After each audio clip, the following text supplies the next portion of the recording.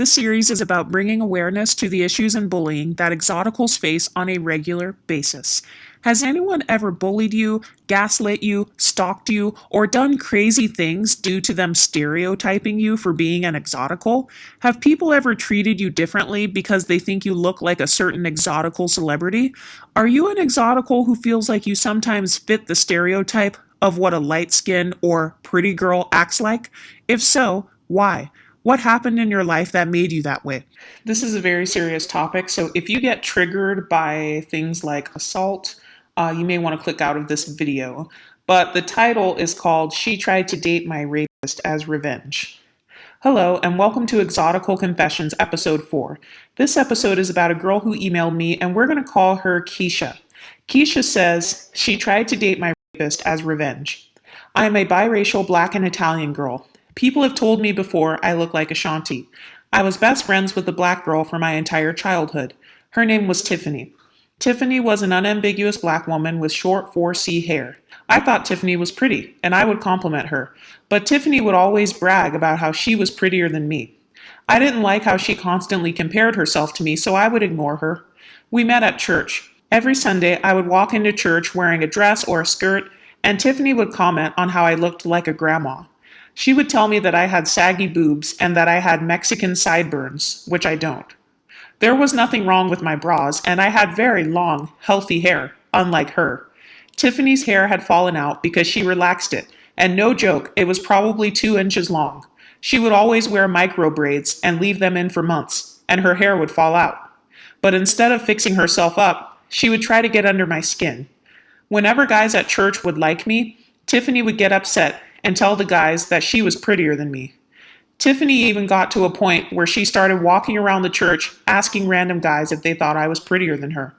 She was always disappointed with their response because every single one of them said that I was prettier.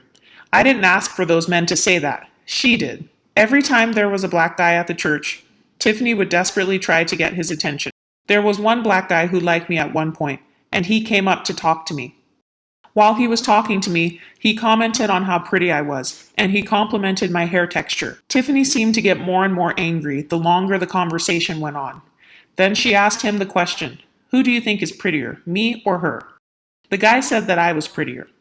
When he said I was prettier, Tiffany forced herself upon him and kissed him, right in front of my face. She kissed a guy on the lips in the middle of the church, in front of my face. "Who's prettier now?" Tiffany said. I looked at her in shock as she walked away. I cried that night because I was so angry. The next time I went to church, Tiffany apologized and she admitted she was jealous because I have long silky hair. She said that she was insecure because guys always thought she was a lesbian due to her short hair. I forgave her and became friends with her again. I told her that as long as she never did that again, we would be fine. Fast forward to a few months later, a biracial guy named Matt started going to the church. He was light-skinned with blue eyes, and he looked like Chris Brown. Tiffany had a huge crush on him. She asked him if he liked any girls at the church, and he said he liked me. Tiffany told me he liked me. "But I thought you liked him," I said. "It's okay, I don't like him anymore. You should go for him," Tiffany said. Matt constantly kept asking me out week after week, and one day I finally said yes. Tiffany was excited, and she agreed to give me a ride to meet Matt.